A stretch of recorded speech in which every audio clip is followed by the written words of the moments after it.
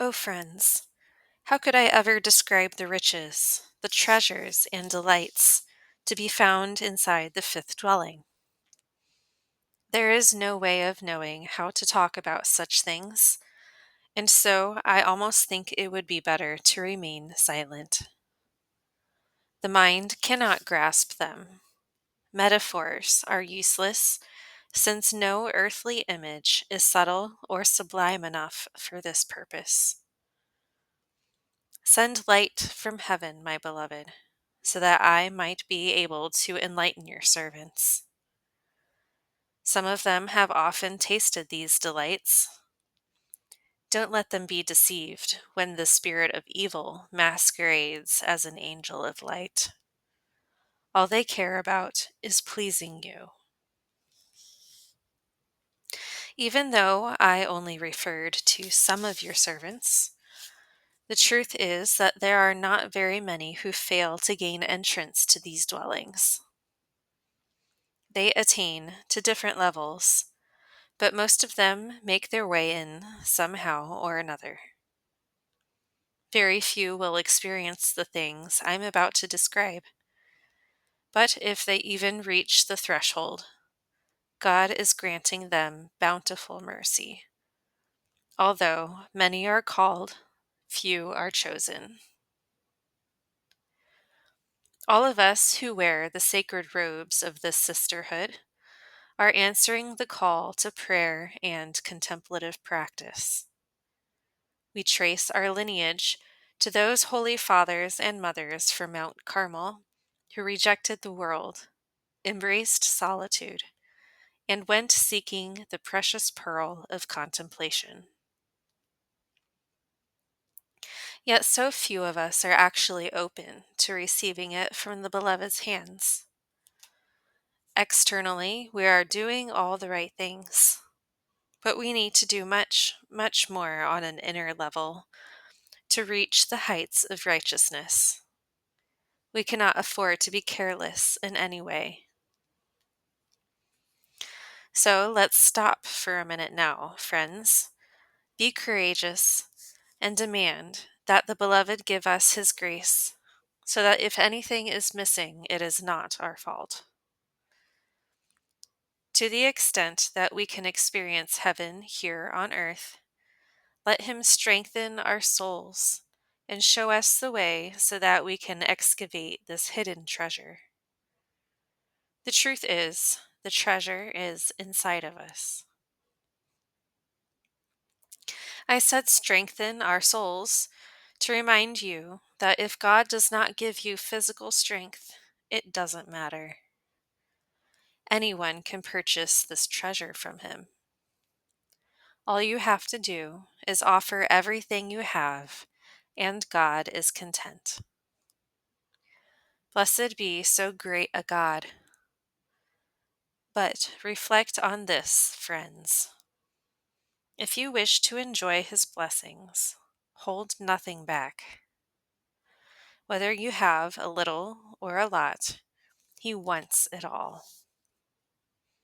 In proportion to what you have given, He will grant you greater or lesser favors. This is the test for proving whether we have attained the prayer of union. Don't think that this union is some kind of dreamy state, like the one I was talking about earlier. The reason I would even use the term dream is that the soul seems to fall asleep. But she is neither sleeping nor awake. It's the faculties that are asleep in this state, deeply asleep to the things of the world and to the self. In fact, during the short time the prayer of union lasts, the soul transcends both sense and reason. She couldn't think a single thought even if she wanted to. Any prescribed technique for suspending consciousness is rendered utterly unnecessary. Even if she is able to love, She does not understand in the midst of her loving how or what it is she loves. She doesn't know what she wants. She has died completely to this world so that she can fully live in God. This is a delicious death. It is as if the soul were being plucked out of all of the activities of life on earth. And it is a delightful death. The soul is so withdrawn from the body that I don't know how she is left with enough life even to breathe. I was pondering this just now and have come to the conclusion that she isn't. At least, if she is still breathing, she is entirely unaware of it. The mind desperately wants to be involved in understanding something of what the soul is feeling, but it is not strong enough for this, and so it remains stunned. Even if the soul does not totally lose consciousness, she can't move a hand or a foot.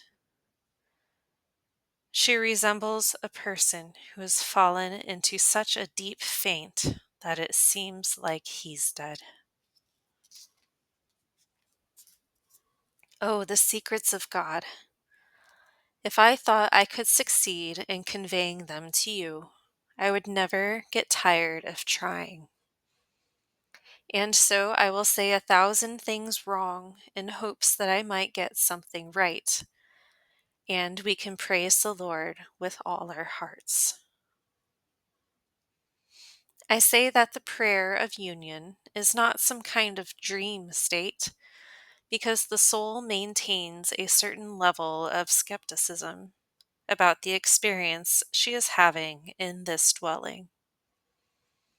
Is she imagining this union?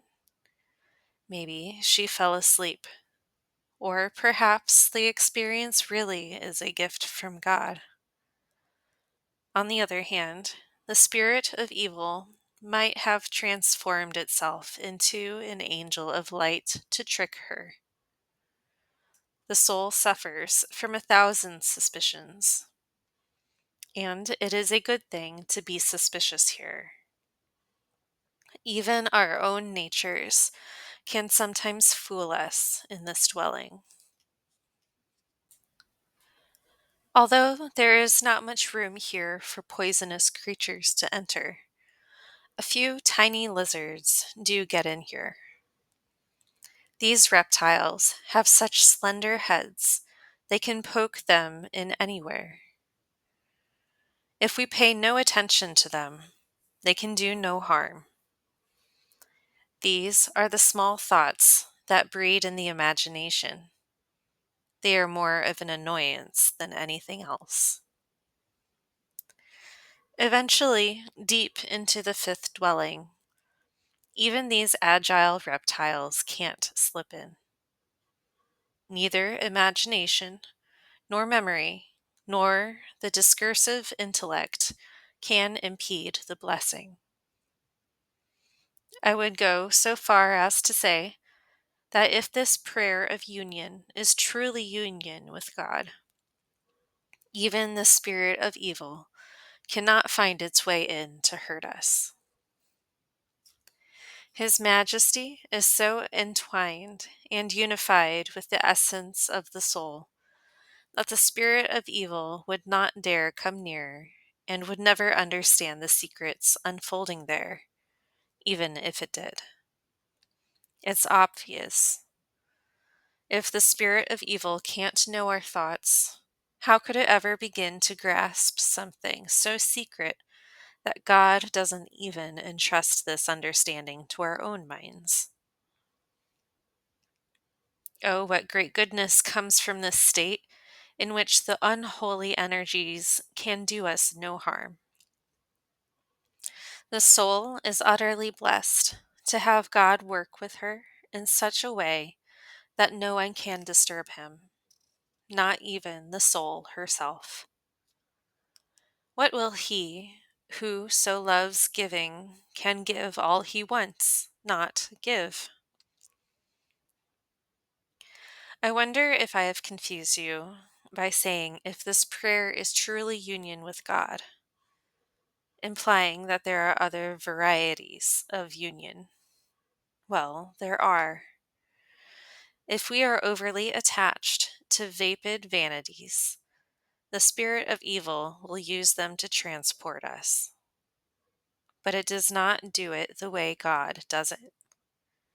It doesn't fill the soul with that same sweet delight and satisfaction. It doesn't transport her with that pure peace and joy.